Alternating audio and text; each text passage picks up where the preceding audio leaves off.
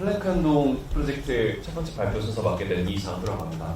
네. 들어가기 앞서 간단하게 정말 제 소개를 드리면은 저는 세종대학교 컴퓨터학과 3학년 재학 중이고 공유 킥보드 스타트업 이제 디오라는 곳에서 제 자율주행 킥보드 프로젝트를 진행했었습니다.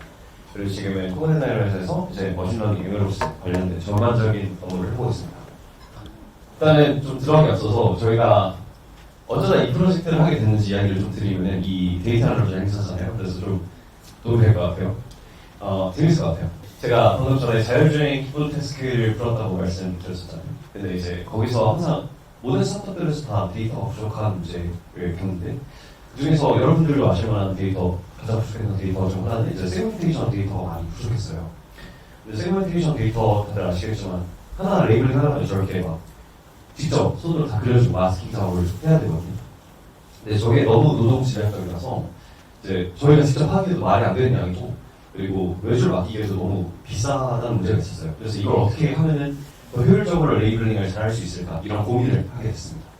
근데 이제 대표적으로 저희처럼 이제 세그멘테이션 데이터를 많이 사용하는 기업들 중에서 정말 많은 데이터들을 처리하고 있는 회사 테슬라가 되죠. 그래서 AI 데이라는 행사, 작년에 AI 데이 행사를 보게 됐는데 거기서 힌트를 좀 얻었어요. 거기서 이제 자기네들이 어떻게 그 쏟아져 들어온 수많은 데이터들을 처리하는지에 대한 이야기가 이제 언급이 되는데 이제 한번 다시 보겠습니다. 어떻게 처리를 하는지. 테슬라는 일단은 이렇게 차에 카메라들을 붙여가지고 돌아다니잖아요. 그렇죠? 정말 많은 카메라들을 붙이는데 그 차들도 엄청 많아요. 그래서 일단 이미지들을 전부 다 수집을 하고 나서 그걸 3D 공간으로 옮겨요. 3D 공간으로 이게 3D 공간이 만들어진 모습이고 요게 이제 테슬라가 실제로 만든 3D 공간이에요. 그래서 일단 이렇게 3D 공간을 만들어서 뭘 하냐. 원래 이제 한 장 한 장 레이블링을 했어야 되잖아요. 세그멘테이션 데이터를. 근데 그게 아니라 이제 3D 공간에서 이제 색칠을 하고 그걸 이제 색칠이 이미 돼 있으니까 3D 공간에 어떻게 카메라를 비추든 다 세그멘테이션이 이미 완료된 이미지를 얻을 수가 있잖아요. 그런 식으로 이제 데이터를 얻는다라고 소개를 해주더라고요. 저는 실제로 이제 AI의 발표에 나온 이제 화면인데, 저렇게 3D 공간에 그려요. 이렇게 폴리곤을 그리면 이 2D 상에는 저거는 한 번만 그리면 저는 3D에서 이렇게 그려주면 2D에는 거의 무한에 가까운 데이터를 저렇게 뽑아낼 수가 있는 거죠. 그래서 이제 효율을 높였구나. 정말 너무 똑똑하잖아요. 저는 정말 이제 엄청 똑똑하다 이런 생각이 많이 들었습니다. 근데 다시 이제 현실로 돌아와 보니까 제가 아는 게 하나도 없더라고요. 일단은 3D 공간을 만들어야 거기서 뭐 레이블링을 한다거나 뭐 이제 거기서 이미지를 취득하거나 할 거 아니에요. 근데 전혀 아는 게 없으니까 일단은 이 3D 공간을 만드는 방법을 좀 공부를 해야겠다. 그래서 이 동아리 친구들과 이 동아리에서 이제 사람들을 모아서 같이 프로젝트를 하기로 했습니다. 공부를 하고 프로젝트를 하기로 했습니다. 그래서 저희는 그 팀원들 중 한 명인 이 현동이라는 친구를 저렇게 엎드려 콘서를 딱 시켜놓고 그리고 저기 이제 사진을 찍는 겁니다. 스마트폰 카메라로 이렇게 사진을 막 찍고 그걸 잔뜩 모아가지고 이제 이 3D 공간을 올리고 이걸 다시 이제 이 피규어로 만드는 그 과정을 저희가 이제 진행해보기로 했습니다. 어떻게 어떻게 이 3D 공간을 올리냐 하면 이제 넓은 기술을 사용한 이것도 그 테슬라의 AI 행사에서 제가 이제 힌트를 얻어서 잠깐 언급되거든요. 그래서 이거 쓰면 되겠다 라고 해서 이걸 쓰기로 했습니다. 왜 굳이 이제 이 피규어를 만들면 그냥 3D 공간 만들기만 하면은 그냥 이제 잘 만들었다고 평가를 할 수도 없을 뿐더러 재미도 없잖아요. 그래서 만들어 보기로 한 겁니다. 네, 일단은 널프에 대해서 모르시는 분이 있을까 봐 간략하게 정말 이제 오버뷰로만 소개를 좀 드리면은 널프는 이제 Neural Radiance Field의 약자예요. 근데 그걸 이제 Implicit Representation이라고 부르고 내재적 표현이라고 안 불러요. 근데 이걸 이해하려면 사실 완전 반대 거를 보면은 좀 더 쉽거든요. 그러니까 Explicit 표현이 무엇인지 이해하기 좀 더 쉬운데 명시적 표현은 이제 진짜 X, Y, Z의 어떤 뭐가 존재한다. 공간상에 뭐가 존재한다. 이걸 이제 저장하고 있는 표현이에요. 그러니까 3D를 그렇게 표현하는 거죠. 근데 얘는 이제 뉴럴 네트워크 안에 다 들어있는 거예요. 3D 공간에 대한 정보가 다 들어있는 거다. 이 예시를 좀 가져왔어요. 명시적 표현은 어떤 이제 거대한 큐브가 있고 그 안에 이제 여러분들도 딱 저 그림만 보고 저 거대한 큐브 속에 몇 콤마 몇에 해당하는 큐브가 어떤 큐브인지 알 수 있잖아요. 근데 이제 뉴럴 네트워크는 이제 저 알라딘은 이제 뇌 속에, 뉴런 속에 다 들어있는 거예요, 정보가. 그래서 어떤 2,0,1에 대한 정보를 줘라고 이제 알라딘한테 쿼리를 던지면 이제 알라딘이 그거를 그때그때 계산해가지고 그거에 대한 정보를 반환을 하더라. 그것이 이제 널프입니다. 근데 둘 다 모두 어쨌든 이 3D 공간을 표현하는 방식이다. 이걸 이해하시면 될 것 같고 그리고 저희는 그래서 이제 이 널프라는 걸 이용해서 이제 학습을 시켰죠. 알라딘 학습을 시켰으니까 계속 질문을 던져요, 알라딘한테. 우리 현동이 여기서 보면 어떤 모습일 것 같아? 저기서 보면 어떤 모습일 것 같아? 이렇게 계속 질문을 던지면은 이런 데이터라고 했죠. 이걸로 이제 저렇게 피드를 만드는 거예요. 그래서 저희는 이제 뭐 아까 그 테슬라 얘기하고 되게 거창한 얘기들을 많이 했는데 이제 저희는 어쨌든 이 조그만 거라도 하나 만들어 보자라는 이제 그런 목표가 있었고 그래서 어쨌든 저 피규어를 만드는데 최선을 다해보기로 합니다. 이제 너무 요소 기술 각각에 집중을 하기보다는 이 전체적인 사이클을 좀 더 집중을 했고 그래서 근데 그럼에도 불구하고 저희가 가장 리소스를 많이 들였던 부분은 이 럴프와 관련된 부분이에요. 그러니까 이 어떻게 알라딘을 학습을 시킬 것인가. 이제 저는 이제 발표를 여기까지만 하도록 하고 이제 다음 발표자께서 나오셔서 이제 어떤 우여곡절들이 있었는지 알라딘을 학습시키는데 어떤 우여곡절이 있었는지 말씀을 드리도록 하겠습니다. 네, 안녕하세요. 발표를 이어가기에 앞서 제 소개를 좀 간단하게 해드리겠습니다. 저는 세종대학교 지능기계공학을 전공을 하였고 장호가 만든 동아리에 함께하고 있습니다. 그리고 저는 이제 이틀 뒤에 포항공대에서 3개월간 교육을 할 예정을 앞두고 있습니다. 네, 앞서 장호 씨가 이제 조금은 거창한 그리고 조금은 어려운 이야기들을 들려주었는데요. 지금부터는 실제로 저희가 어떤 과정을 진행을 했고 그리고 어떤 우여곡절을 겪었는지를 조금 더 자세하게 말씀드리려고 합니다. 심플하게 장호의 핸드폰 카메라로 촬영한 현동이가 피규어가 되기까지의 그 파이프라인을 간단하게 소개를 해드리겠습니다. 먼저 핸드폰 카메라로 촬영한 현동이 핸드폰 카메라로 촬영한 현동이를 그 현동이가 어느 방향에서 촬영이 되었는지 그리고 어디쯤에 현동이가 있을 만한지에 대한 정보를 취득을 합니다. 그리고 나면 그렇게 얻은 정보를 저 알라딘에게 학습을 시키려고 주는데 그때 알라딘이 학습하는 게 바로 아까 장원 씨께서 말씀해주셨던 내재적 표현을 이제 알라딘이 학습을 하게 됩니다. 그러면은 이제 학습이 완료된 알라딘에게 현동이에 대한 정보를 요구하면 그 현동이에 대한 정보를 명시적 3D 표현으로 바꾼 뒤에 그것을 3D 프린팅을 해서 피규어를 얻게 됩니다. 네, 그렇다고 이런 과정이 단숨에 피규어가 짱! 하고 되었을까요? 네, 저희는 그렇지 않았고 정말 많은 우여곡절을 겪었어요.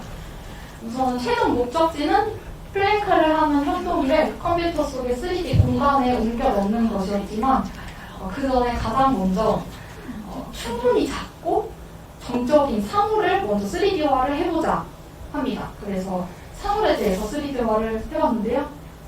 네, 성공적으로 사물은 3D화가 되었습니다. 널프는 사실 수십 대의 카메라를 동시에 촬영을 해야 되지만 저희에게는 팀원 5명 그리고 핸드폰 카메라 5대밖에 없었기 때문에 동영상을 찍고 그 영상을 캡처를 하는 방식으로 진행을 했습니다. 그래서 이렇게 사물에 대해서는 충분히 잘 학습이 되었으니 이제는 조금 더 저희의 목표에 가까워질 수 있도록 되든 안 되든 사람을 대상으로 한번 해보자 해서 사람을 대상으로 한번 진행을 해봤습니다. 네, 뭔가 잘못되었죠. 저희는 이렇게 잘못된 결과가 나온 이유를 이제 촬영하는 동선과 속도가 일정하지 않았기 때문이라고 생각을 했는데요. 다시 말해서 이제 피사체를 가운데 두고 360도로 돌아가면서 촬영을 하는데 그때 이 피사체에 가까워졌다가 멀어졌다가 하기도 하고 좀 더 빨라졌다가 느려졌다가 하는 것들이 조금 문제가 되었다고 생각을 했어요. 그래서 이렇게 바닥에 포스트잇을 붙여서 동선을 만들고 그 포스트잇마다 걸리는 시간을 일정하게 유지를 해서 다시 촬영을 진행했습니다. 이렇게 다시 얻은 데이터로 3D화 해본 결과 어땠을까요? 네, 뭔가 드디어 이제 사람의 형체를 한 뭔가가 나타났어요. 하지만 자세히 보면은 다리도 인어공주처럼 붙어있고 손도 뭔가 벙어리 장갑을 낀 것처럼 뭉쳐져서 나온 걸 확인을 하실 수가 있어요.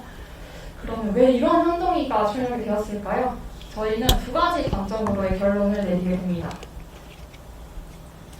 첫 번째 원인은 동시에 다양한 방향에서 촬영되지 않았다는 점이었는데요.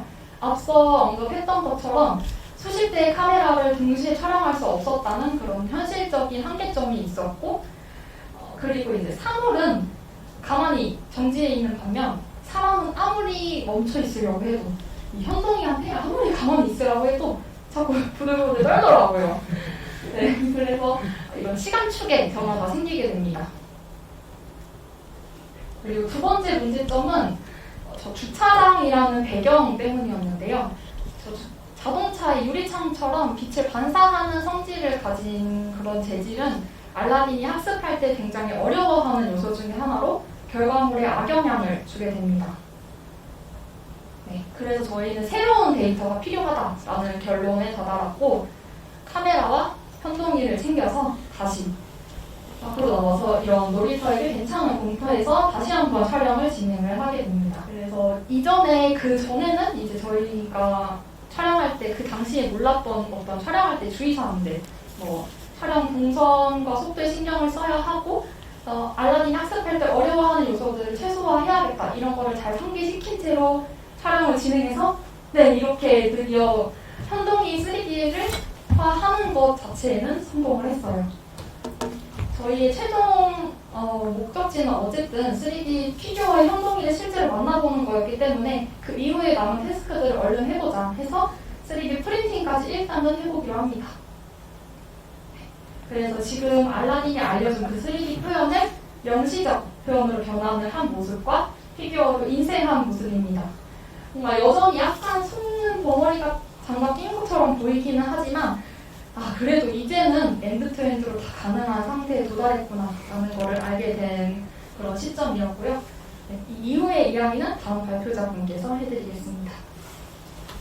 안녕하세요. 저는 앞선 두 분과 같은 동아리에서 활동하고 운영하고 있는 조용재라고 합니다. 네, 이전 과정에서 저희가 엔드투엔드로 다 진행이 되는구나를 느꼈어요. 그죠? 그럼 이제 저희는 퀄리티를 한번 신경 써보기로 합니다. 그렇게 얘기를 하다가 이렇게 보이시는 것처럼 크게 세 가지의 방안으로 퀄리티를 올려보기로 했는데요. 먼저 데이터 정제에 대해서 말씀드리도록 하겠습니다. 네, 이전 널널이 다음과 같이 있는데요. 혹시 좀 이상한 점이 보이시나요? 네, 보이시는지 모르겠지만 보시면 우측 상단에 안개 같은 노이즈가 낀 거를 확인할 수가 있었습니다. 저희는 이게 뭘까 싶은 마음에 널프에 들어가기 전 이미지 데이터를 한번 분석해 보기로 했는데요. 보다 보니까 중간에 눈치 없는 한 사람의 팔이 몇장 들어가 있는 거를 볼 수가 있었어요. 이런 이미지가 많지는 않았기 때문에 그럼 그냥 이런 거 몇 개 제거하고 다시 실행해보자 라고 결정을 했습니다. 그러다가 그럴 거면은 눕기를 따버리는 건 어떨까라는 의견도 나왔어가지고 이렇게 총 두 가지 데이터 셋으로 다시 실행을 해보게 됩니다.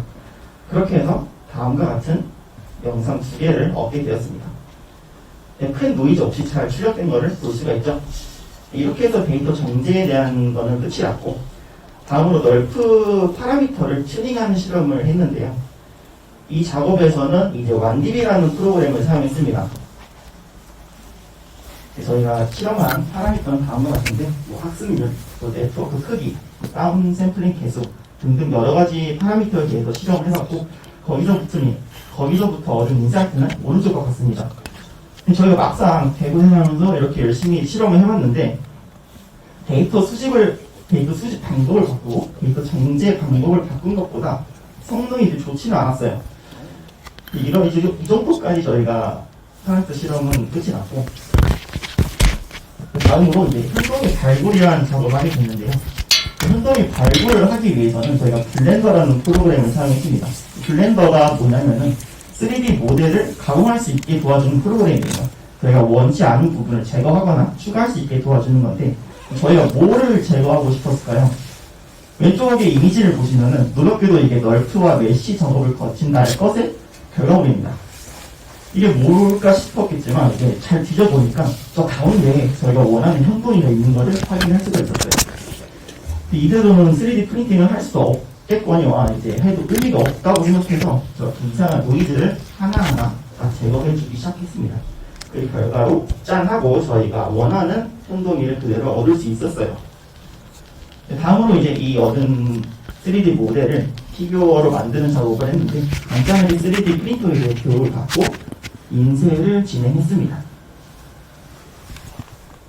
그렇게 해서 나온 결과물이 왼쪽과 같아요.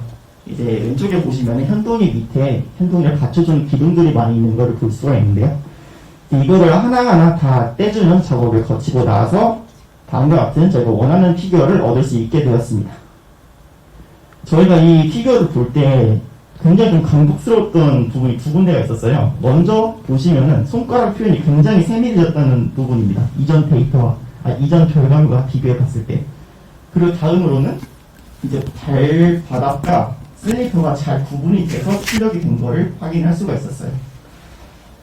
근데 이렇게 해서 저희가 저희끼리는 굉장히 만족스러웠는데 과연 이게 다른 사람들한테도 잘 표현이 된 걸까라는 의문이 들었고, 그러면은 다른 사람들한테 이거를 평가를 받아보자고 결정을 했습니다. 그렇게 해서 설문지를 만들게 됐는데요. 여러분도 한번 맞춰보세요. 설문지에는 왼쪽에 보이시는 피규어 이미지를 넣어놨고, 이 피규어는 오른쪽에 보이시는 어떤 인물이 어떤 옷을 입고 있는 것인가에 대해 물어보는 거였습니다. 그 앞서 봤던 데이터는 다 잊어주시고 처음 본다는 마음가짐으로 한번 봐주세요. 정답은 5번 인물이 4번 의상을 입고 있는 거였습니다. 네, 놀랍죠? 네, 구글폼 설문지의 결과는 다음과 같이 나왔는데요. 의상에 대한 질문은 48% 정도 결과가 나왔고, 인물에 대한 결과는 53% 정도의 결과가 나왔습니다.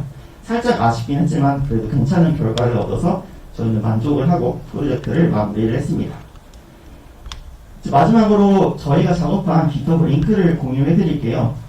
처음 보시는 분들도 따라오실 수 있게 정말 쉽게 가이드라인과 노트북을 만들어 놔서 관심 있으신 분들은 한번 들어가서 수용해 주시면 감사할 것 같습니다. 네, 마지막으로 저희 프로젝트 같이 나간 인원들 소개해 주면서 발표 마치도록 하겠습니다. 감사합니다.